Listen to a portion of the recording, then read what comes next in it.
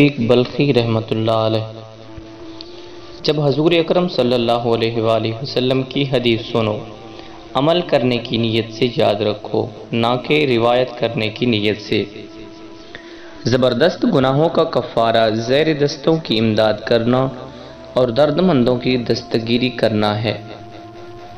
جس عالم کو علم سے اللہ تعالی مقصود ہو، اس سے سب ڈرتے ہیں، اور جس کا مقصود دنیا ہوتی ہے وہ خود سب سے ڈرتا ہے۔ عبادت جو مخلوق کے لیے کی جاتی ہے زمین میں دھسا دیتی ہے، جو خالق کے لیے کی جاتی ہے وہ آسمانوں پر چڑھا دیتی ہے۔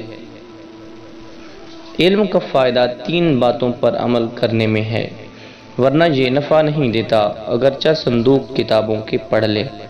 نمبر 1، نہ محبت رکھے دنیا کی کہ یہ مسلمانوں کا گھر نہیں۔ نمبر 2، نہ دوست رکھے شیطان کو کہ یہ مسلمانوں کا رفیق نہیں۔ نمبر 3، نہ دے تکلیف کسی کو کہ یہ پیشہ مسلمانوں کا نہیں۔ کوئی گناہ کسی رضامندی سے حلال نہیں ہوتا۔ عقل مند وہ ہے کہ دنیا سے دستبردار ہو جائے اس سے پہلے کہ دنیا اس سے دستبردار ہو جائے۔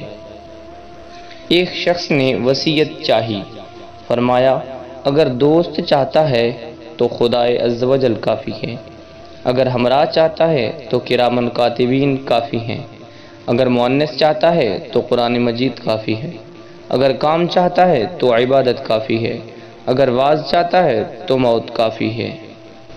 کسی سے بدلہ لینے میں جلدی نہ کرو اور کسی سے نیکی کرنے میں تاخیر نہ کرو۔